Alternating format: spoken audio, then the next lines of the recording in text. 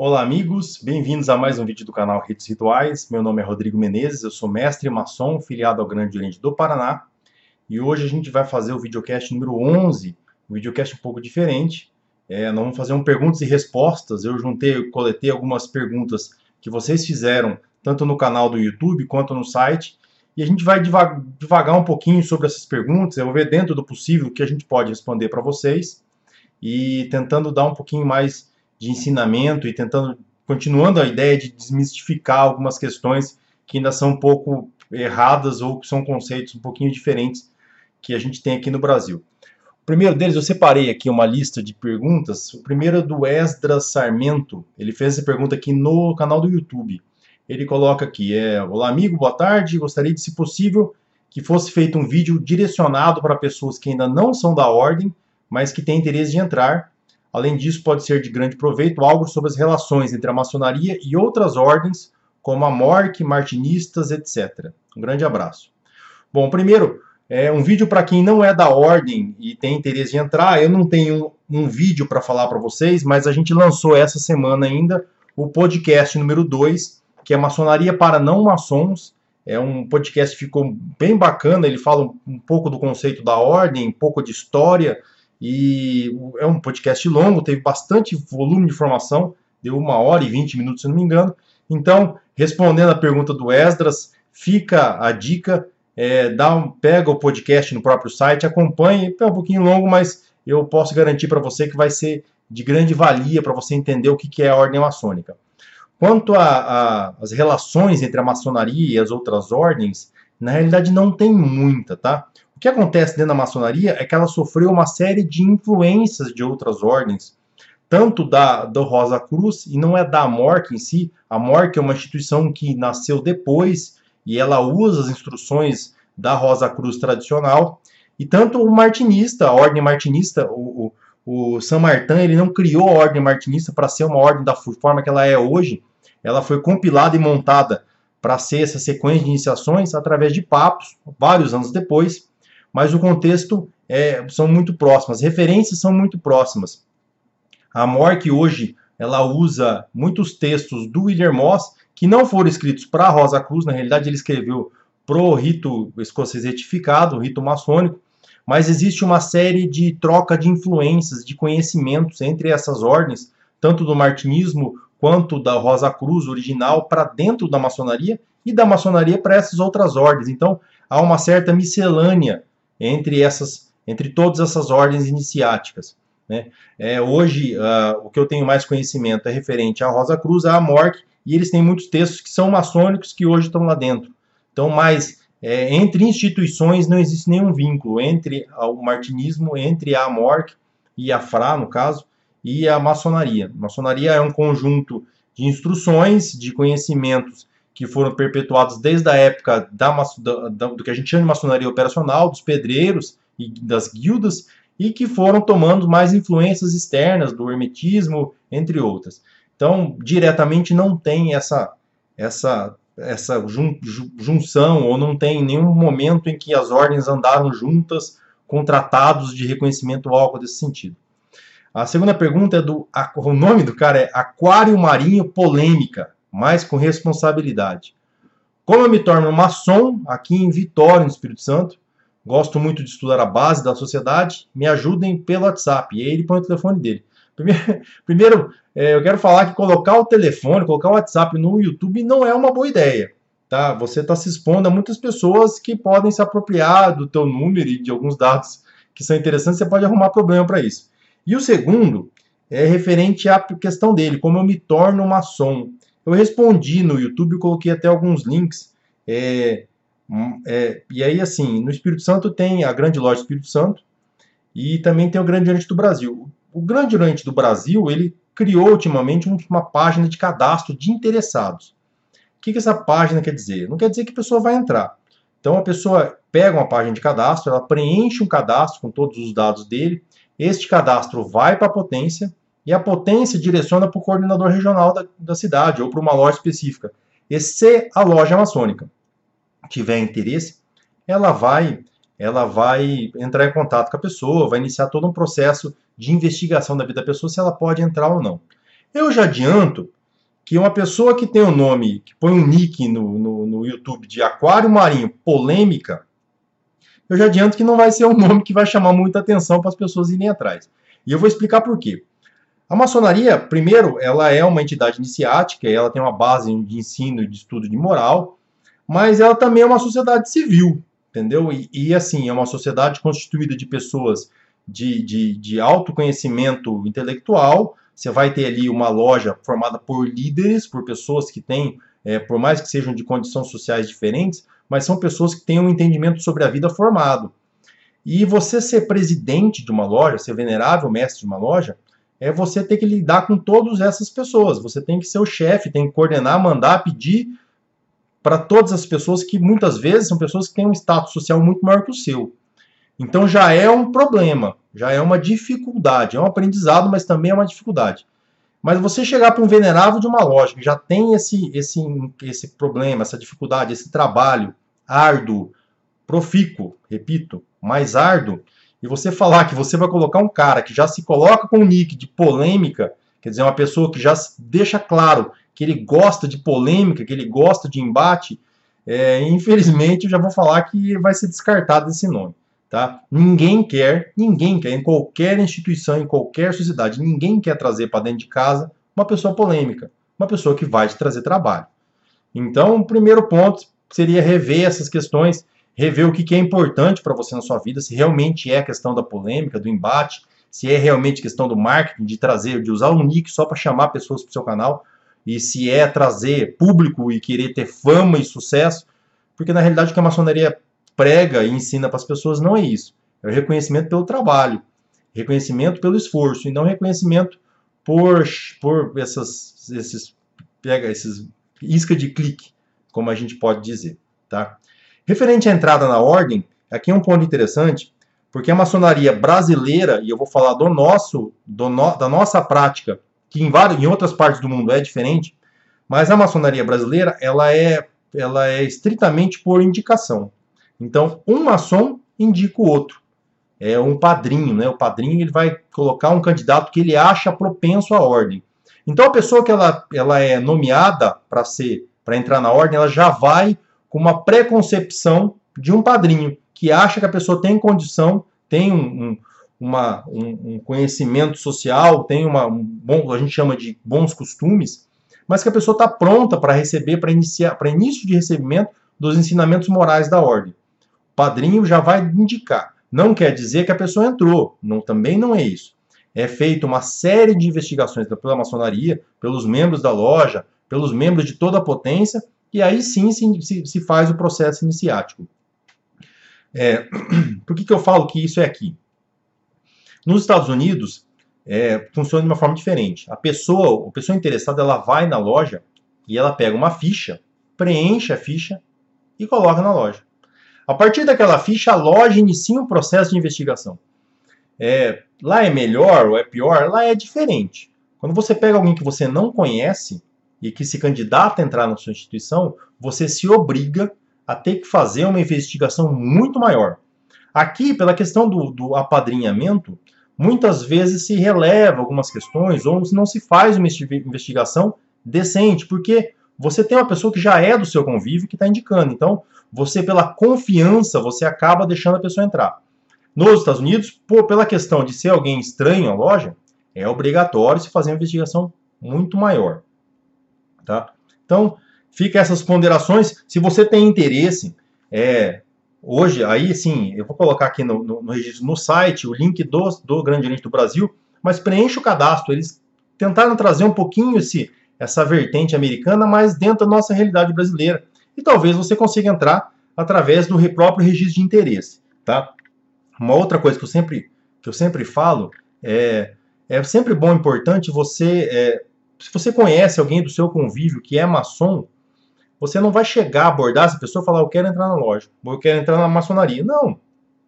Mas você pode deixar claro para a pessoa que você tem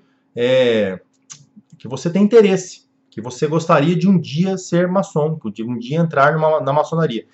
E a pessoa que é maçom, que está ouvindo você falar isso, ela vai fazer uma avaliação pessoal dela para ver se você preenche os requisitos que ele acredita serem importantes para a ordem, e aí sim fazer o convite, tá? Um desses pré-requisitos é o custo. Você tem que ter um estilo de vida que vai suportar uma despesa, porque a gente paga a mensalidade, a gente tem uma despesa mensal, cada loja, cada potência vai ter um valor diferente, mas a gente tem também uma despesa mensal, a gente tem uma obrigação semanal, quer dizer, são vários requisitos que a pessoa vai ter que avaliar isso antes.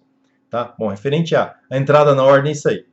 O terceiro e última pergunta de hoje, ele foi feito no site, mas eu acho que a pergunta não está mais lá. Acho que a pessoa até apagou. Mas era uma sugestão de pauta para falar sobre as lojas maçônicas espúrias. E aqui eu vou gastar um pouquinho mais de tempo, porque quando a gente fala de loja maçônica espúria, entra um conceito errado brasileiro. A gente tem o costume de chamar que toda e qualquer potência que não faz parte do bloco, do grande bloco reconhecido nacional, e aqui eu estou falando de GOB, de grandes lojas e da Comab, os maçons chamam de espúrio. E na realidade não é isso. Espúrio é uma entidade que não presta, certo? Na concepção da palavra, espúrio é algo que está errado, está fazendo algo errado. E não é isso que acontece todas as vezes. Existem sim entidades que não têm valores morais, entidades que trabalham em forma de pirâmide, entidades que trabalham vendendo livrinho e não carregam um conhecimento iniciático para a pessoa. Eu não vou entrar no mérito por que essas potências nasceram, essas instituições apareceram. Eu não vou entrar nesse mérito porque a gente vai ficar aqui muito tempo falando e para não chegar numa conclusão.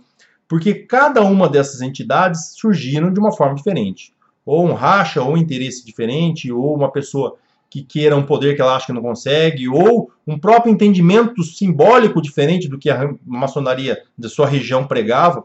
Mas para não entrar nesse mérito, o que a gente tem que entender é que existem uma série de potências hoje no Brasil. Algumas são regulares, mas não reconhecidas. Outras, a grande maioria que não é nesse grande bloco reconhecido, são potências mistas, quer dizer, eles congregam tanto homens quanto mulheres. E existem também os casos de algumas potências que são que podem ser chamadas de espúrias, que são isca de pessoas que estão desesperadas querendo entrar na maçonaria.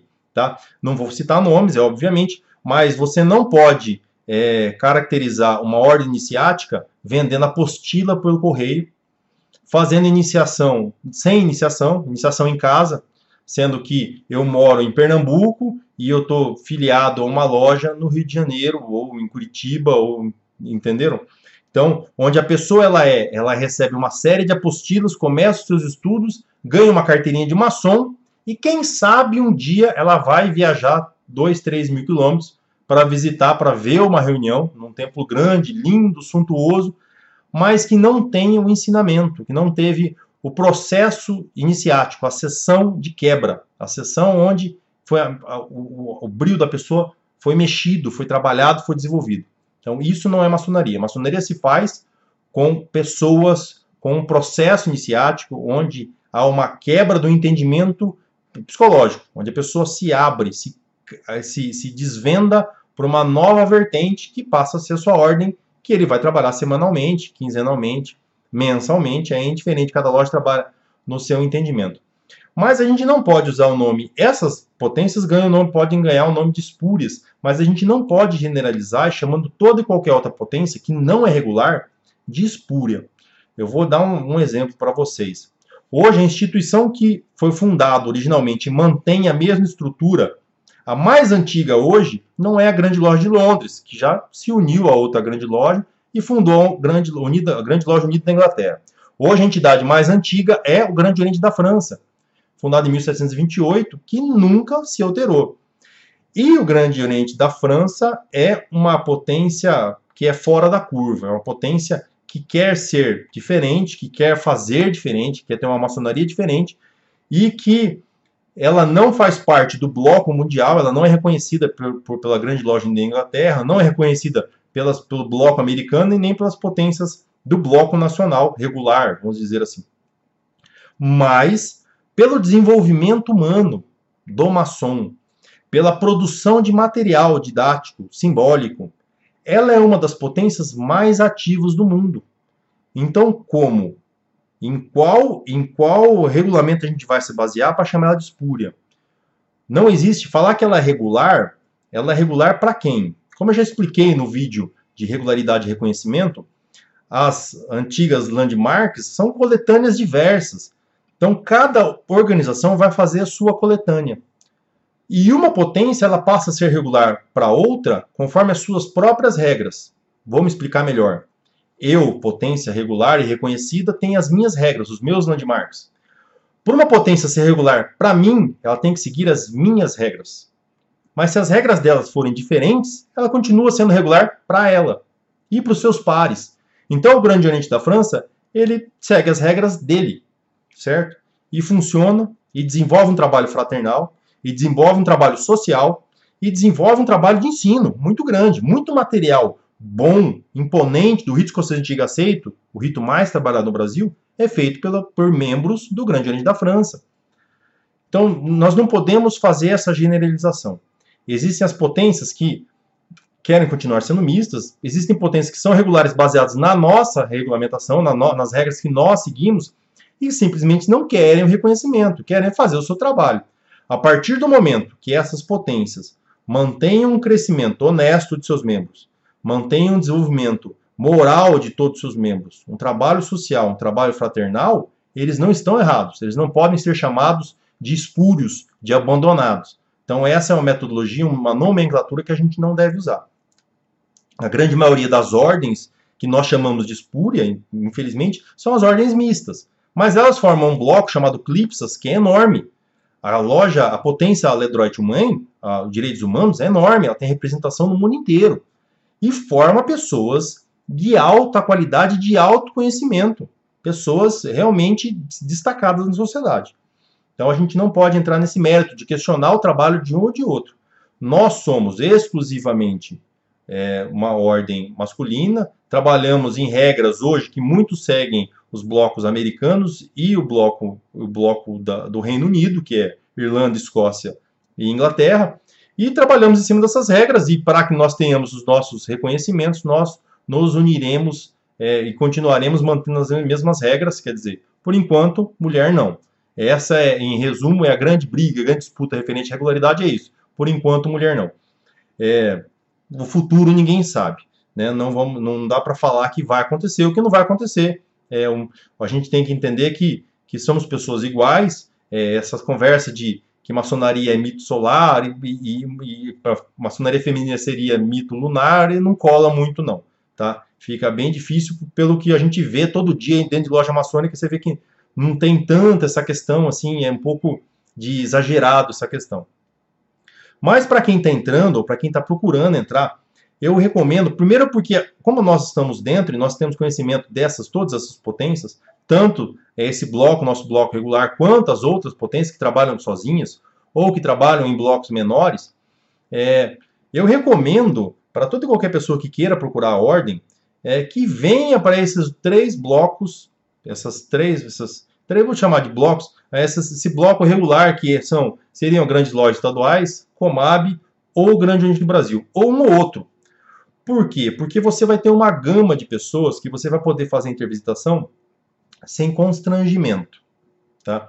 Então a gente ouve muita história de gente que entra nessas potências que trabalham sozinhas e depois não conseguem visitar outras potências e se sentem frustrados, porque passaram por um processo iniciático, gastaram dinheiro, estudaram, se prepararam e viraram mestre dentro de uma loja, de uma potência que trabalha sozinha, e hoje não pode visitar ninguém, ninguém quer conversar sobre maçonaria com essas pessoas, e até em rodas de discussão ou em grupos de discussão as pessoas olham torto para ela, porque não faz parte do grande convívio fraterno. Isso é uma bobagem. Mas sim, para quem está entrando e não sabe, não conhece essas ordens, eu recomendo pelo menos um dos três blocos, para que a pessoa se sinta mais integrada, pelo menos no início, e depois ela vai poder fazer o seu desenvolvimento e vai poder ter um entendimento pessoal particular que muda conforme o crescimento dentro da ordem. Tá? Quanto a ordens espúrias, é isso. Vamos procurar evitar falar sobre espúrio, sobre que não presta, até porque muitas vezes a gente não conhece, não sabe. Tá? E eu posso falar, mesmo a gente tendo o rito escocês antigo aceito há quase 200 anos no Brasil, a nossa bibliografia referente ao rito, a bibliografia de verdade é fraca, é ruim. A gente tem muito que evoluir, muito que produzir, muito que traduzir. Então, a gente falar que nós fazemos o certo e que fulano, ciclano, beltrano faz errado é difícil, é complicado.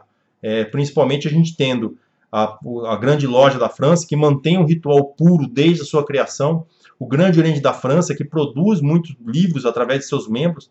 Então a gente tem que respeitar, entender, e como ele não faz parte, a gente infelizmente não pode participar de reuniões com eles, mas a gente tem que entender que o material cultural criado por essas potências serve, forma e pode servir para nós também, tá?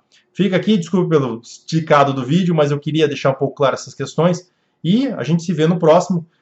Para você que está aqui, eu quero falar que essas aqui são as opiniões minhas e não do grupo Ritos Rituais. Vocês podem ficar à vontade para fazer toda e qualquer pergunta no canal. A gente vai manter esse perguntas e respostas sempre que possível. E dentro do questão de segredo e de manter as questões pertinentes internas à ordem maçônica, eu vou trazendo informações dentro do possível para vocês aqui. Um grande abraço, se inscrevam no canal, assinem nossos vídeos e até a próxima.